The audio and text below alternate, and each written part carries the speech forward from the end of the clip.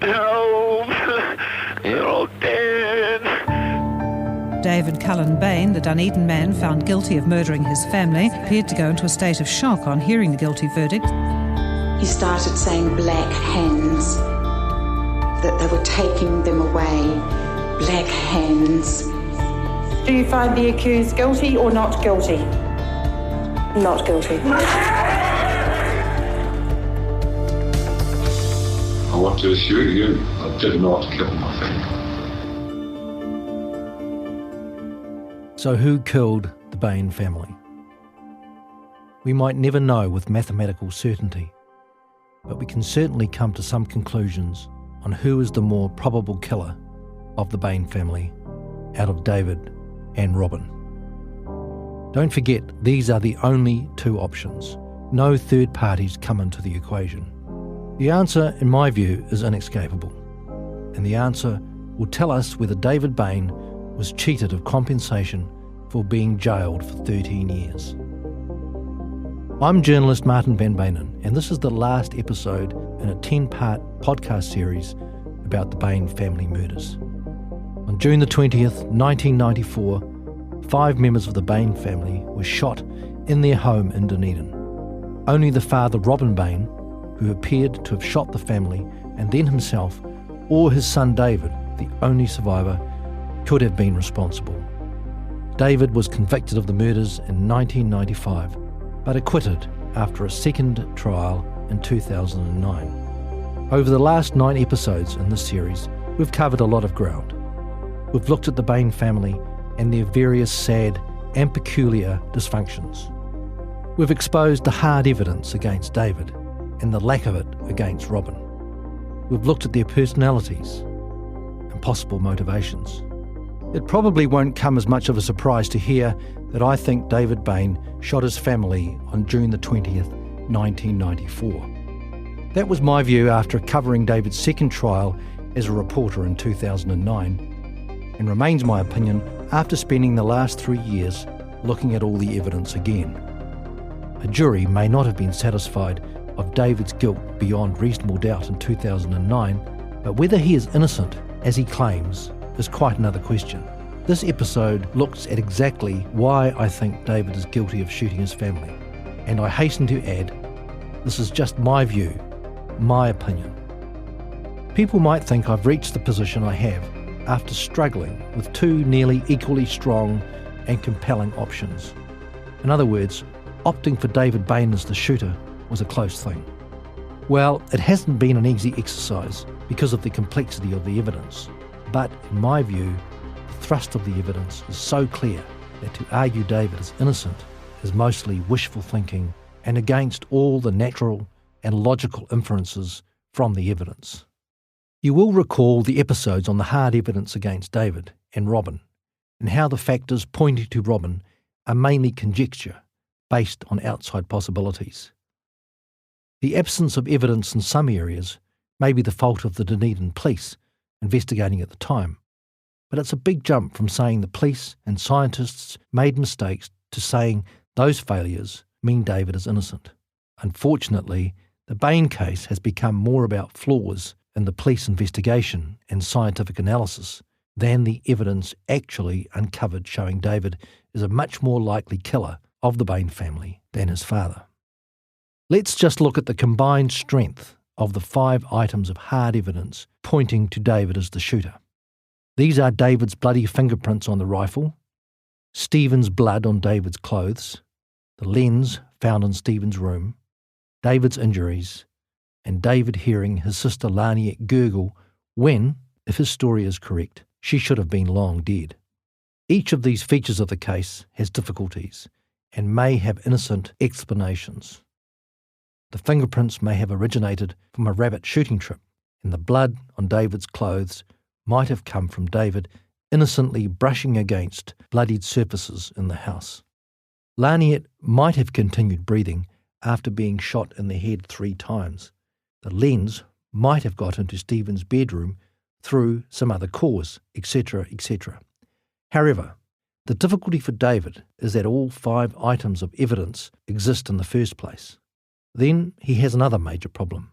Not only does David have this powerful collection of evidence directly pointing to him as the killer, but he is also incredibly unfortunate, if he is innocent, to have Robin not leave a single clear clue that he is the killer.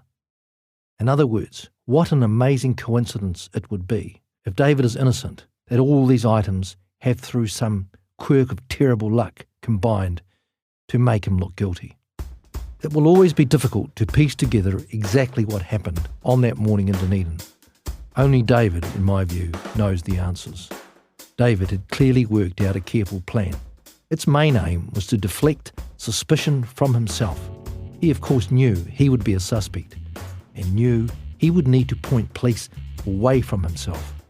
It's even possible breaking his usual glasses at his music teacher's house and mentioning the premonition of something horrible happening to his family were part of the plan to put himself in the clear. The lack of glasses would have made his passage through the house in the dark more difficult, and what sort of killer would mention a premonition something terrible was going to happen to people he planned to kill a few days later? The computer switch-on time may also have had a role in his plan, as did the faking the fit in his room. He went on the run earlier than usual and took great care he was seen at a particular time.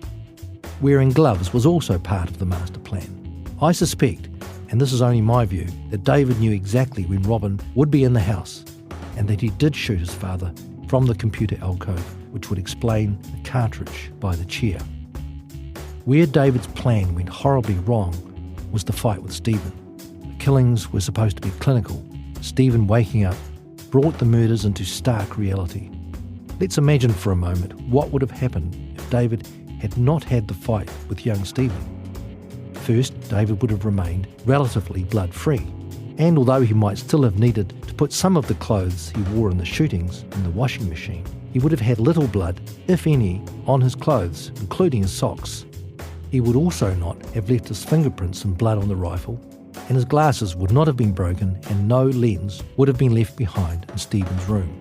Neither would he have had any injuries to explain. Without the horrible fight with Stephen, David's composure might not have been shattered, and he might not have made the mistakes he made later in talking to the emergency call operator and the police in his various interviews. All this leads to the shattering conclusion that without the fight with Stephen, David may well have got away with murder. The defence says it can explain everything that makes David a candidate for the murders, but the list of things requiring explanation is formidable. In some ways, it's the little things which don't make sense if David is innocent, and which pack the most punch. To list just a few, why did David stand by Laniet's bedside, listening to her struggle to breathe, and do nothing? How come the 10-shot magazine ended up so perfectly on its edge right by Robin's right hand?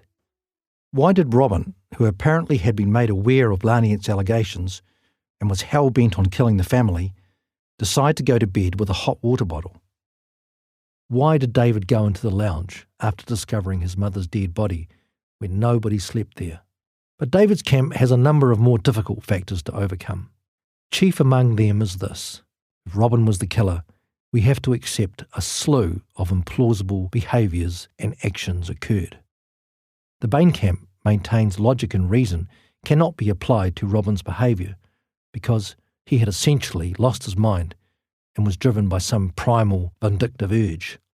It's reasonable to put the argument that Robin was indeed at the end of his tether and Laniet was about to expose him as a molester, and that he snapped, resulting in a killing rampage.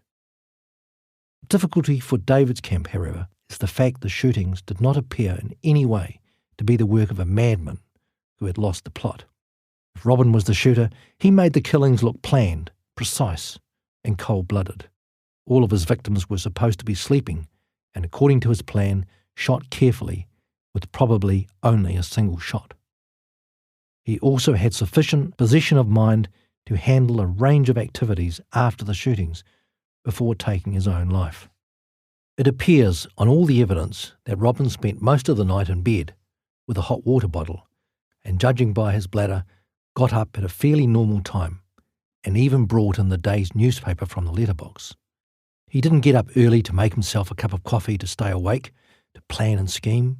He didn't appear to go to the toilet either, which would cause David problems later when people struggled to comprehend why a 58-year-old man with a full bladder could, over an hour, kill his family and prepare himself for suicide without at least at some point relieving himself.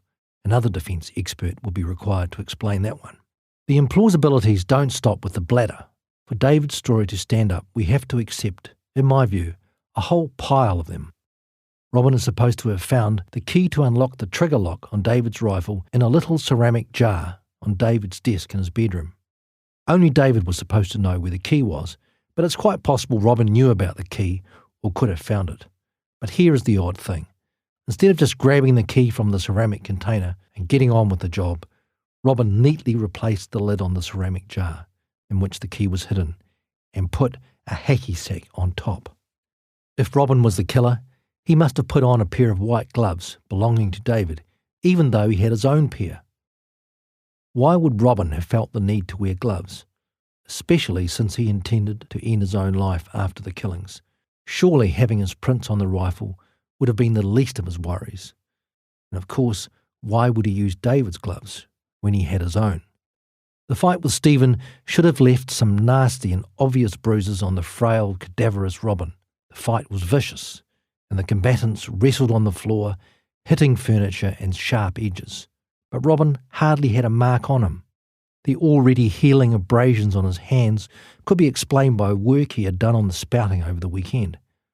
On the other hand, David had fresh injuries, including an injury on his leg, which looks very similar to an injury on Stephen's leg.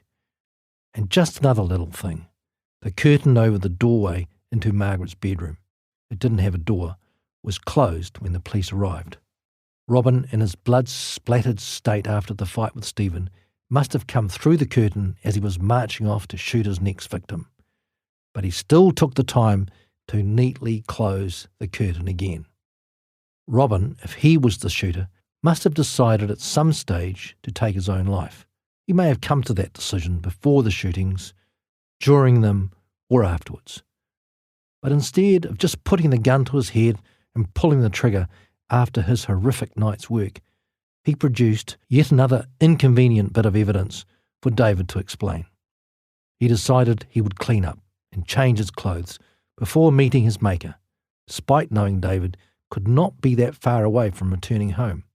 Remember, if David is right, Robin turned on the computer about 6:40 a.m, when David was only minutes away from home, according to his story, or a version thereof.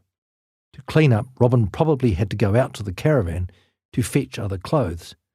Yet he managed not to get any blood on any part of the caravan or its interior. At some stage he must have removed his bloodied socks, his jersey soaked in blood, and his pants. But he didn't just dump them on the floor, which would have helped David's account. Instead, he took the blood-soaked and spattered garments and put them neatly in the washing basket in the downstairs laundry, ready to be sorted and put in the washing machine by David, who did the family washing. Again, it would look bad for David. By including clothes like the green jersey in the washing, it would look like he was getting rid of the evidence.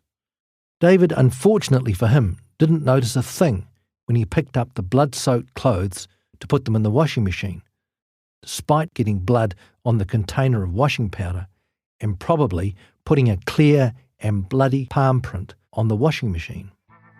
Robin cleaning up and getting changed might have made more sense if he had dressed in something clean and formal to meet his maker.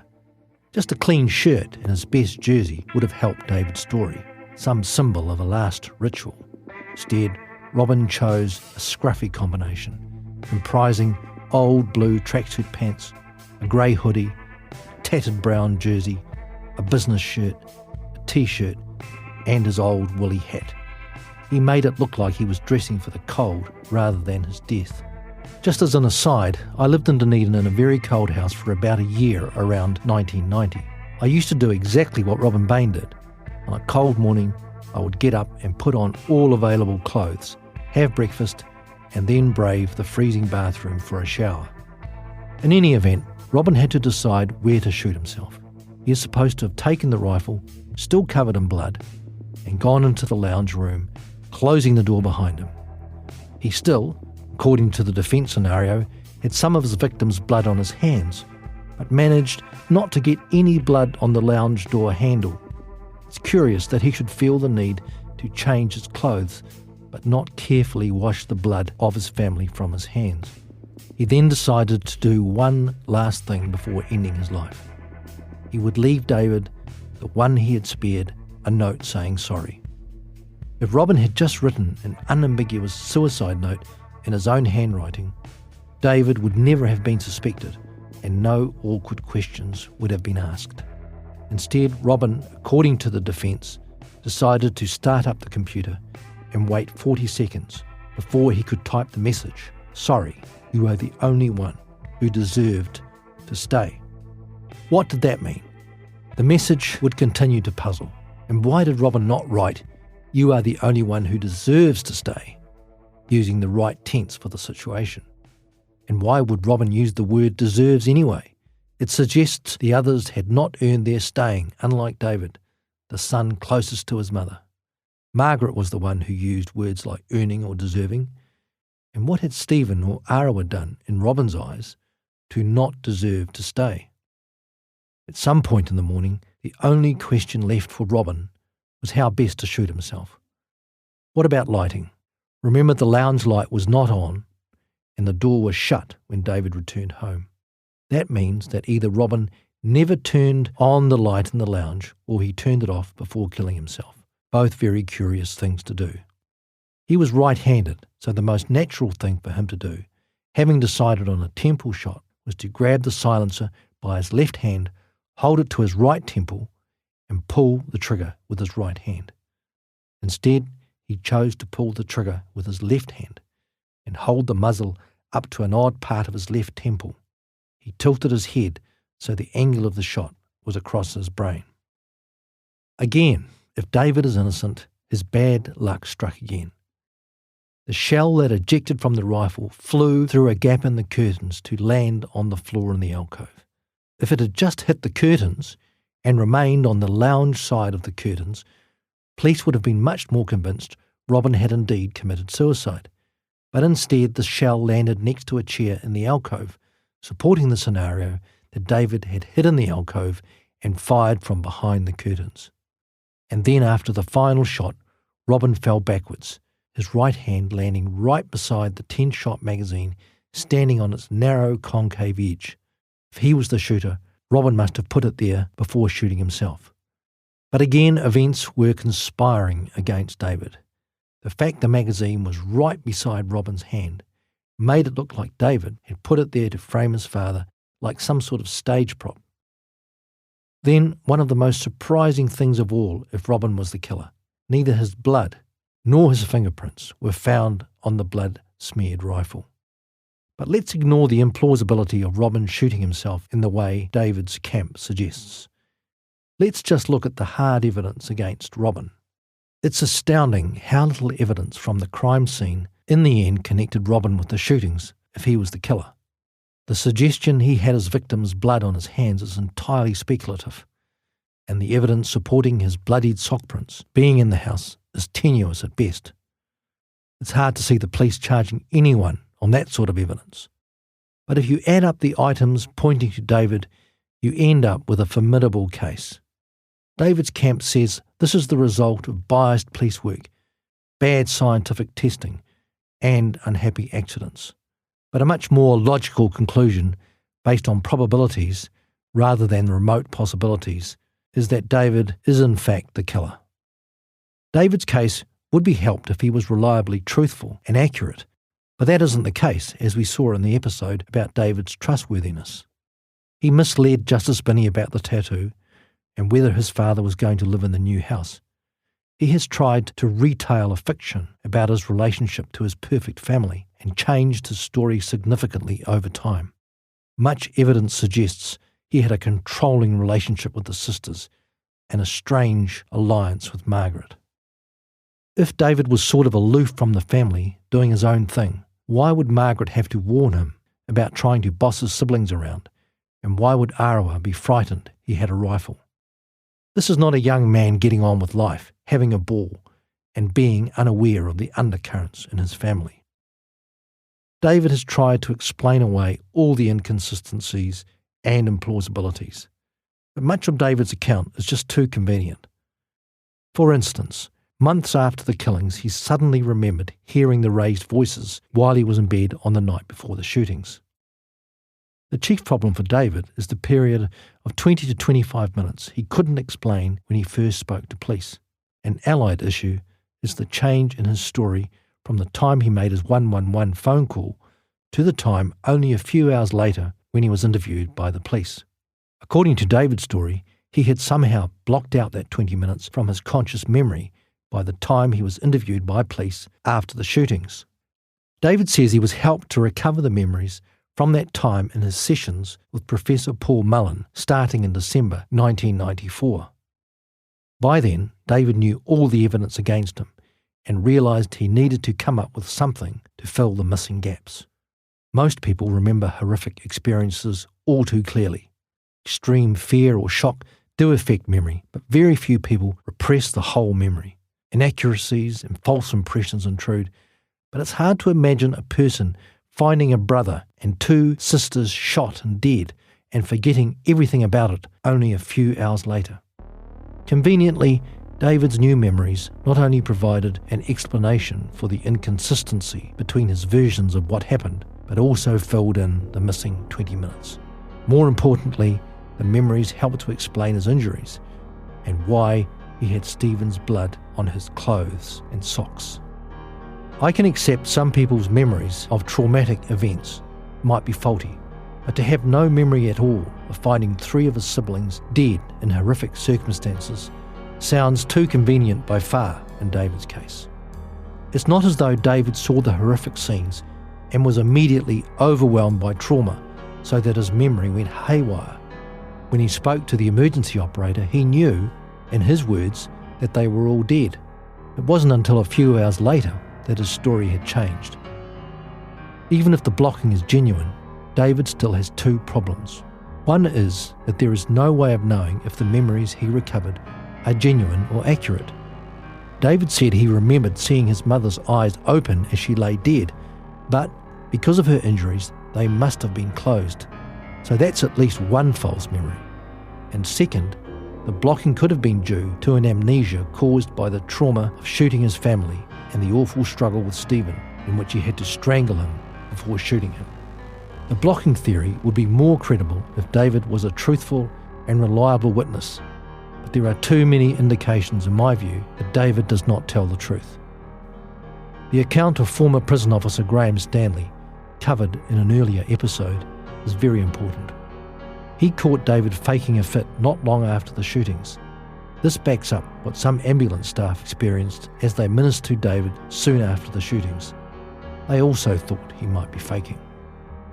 How then has David been able to so consistently deny his guilt and seem sincere doing it? His approach has been very effective. If you say something often enough, some people will start to believe you, despite the evidence. Could he just be a manipulative genius and a talented actor who can fool psychiatrists and dedicated supporters? Maybe. It can't be ruled out. What is perhaps more likely is that David refuses to think about what he did in annihilating his family. He just won't go there because the truth would be too much for him to cope with. He has shown he can live with lesser fictions. David talks about the terrifying prospect of reliving the day of the shootings in Karam's book David and Goliath. The following excerpt is read by an actor. I have blocked what I saw that day from my mind. I try to remember my family as they were in happier times. Perhaps the most terrifying prospect for David is having to face the fact he killed his family. By persuading himself he could not have killed his perfect family, and he may genuinely have no memory of doing so, or may have formed a completely false memory, David now goes through life with a new reality and a new narrative, encouraged by his supporters who also seem unable to face the evidence. One of the most confounding aspects of the Bain case is why people are prepared to vouch for David's innocence, despite not knowing the case well or understanding its many elements. Or if they do, they can dismiss and write off all the evidence against their man. I wondered if we actually have an anti-police culture in New Zealand, something like the African American resentment in the United States, but I don't think that's true. It could be that David fits the underdog stereotype, and everyone wants the underdog to overcome. Maybe having a former All Black like Joe Karam in his corner makes all the difference. Maybe there is something so compellingly innocent about the nerdy David and his fine voice that people just need to believe he could not be a mass murderer. The pro-David feeling may well have something to do with the fact he seems so normal, a normal young man from a difficult yet middle-class family. If we accept such a normal young man can one night turn into a mass murderer, we have to address the uncomfortable question of what anybody is capable of. Many will still ask what possible motive could David have had for killing his family. His life was ahead of him and things were starting to look brighter. But David's life at the time of the shooting was complicated and fraught. Vital starting points in understanding David as a 22-year-old are his unhealthy closeness to his devil-seeing mother, his unnatural competition with his father, his desire to control the family, and his adoption of the bizarre refuge dream in which the family would be together again, but without Robin. After that, much of it becomes speculation. Maybe at the family meeting he called on the Sunday night before the shootings, David saw the terrible prospect of Laniet blowing his artificial but perfect family ideal to pieces. He had planned a murder or murders for a long time, and this might have been the trigger. Maybe he felt trapped by the unrelenting responsibility for a needy family which refused to bend to his will. Maybe after a lifetime of simmering resentment, frustration, mockery and setbacks, the fight with Robin over the chainsaw was the trigger that flicked the switch on his well-thought-out plan to murder. Maybe more failure was just around the corner, both at university and in his relationship. Maybe Margaret had decided to reconcile with Robin and pricked the refuge bubble herself.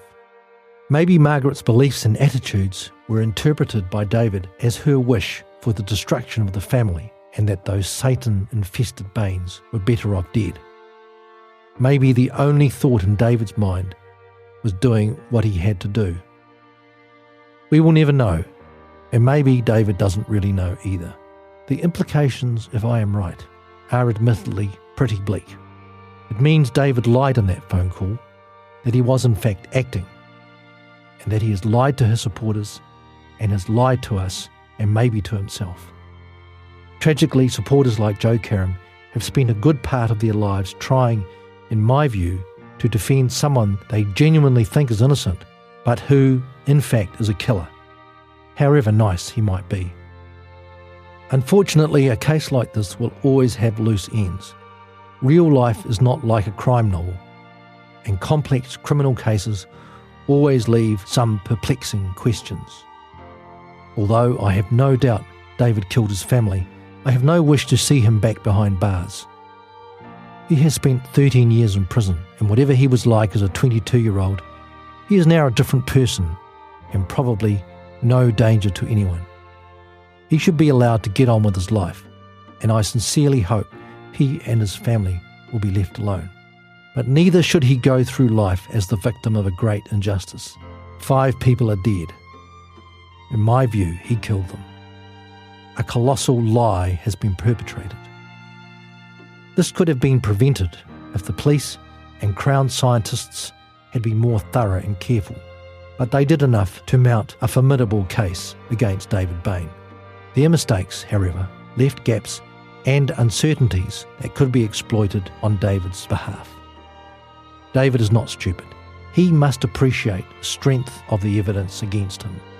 But he says, I was quite satisfied with my own innocence. What I hope we have shown in this podcast series is that we, the New Zealand public, have every reason not to be satisfied with David's innocence. And no matter how many times he pleads his innocence, and how often his supporters tell us what a nice guy he is, that doesn't change what, in my view, is the truth. The Bain family are buried together in a grave in the East Tyree Cemetery in Mosgiel, which is full of good Scottish names. The grave is not hard to find, and the headstone, a simple black granite affair, says nothing about how the Bain family died, except that they died tragically. This podcast series has tried to write a fuller inscription. I'm Martin van Beynen. Thank you for listening.